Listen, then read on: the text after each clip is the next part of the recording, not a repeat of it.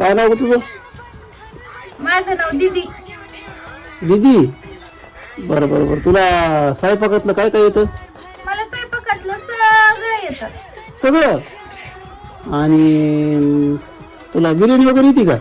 हो मटका बिर्याणी हो येते मटका बिर्याणी. कशी करते तुझी? म्हणजे बिर्याणीचं काय माहिती नाही बरं का, पण मटक्याचं माहिती.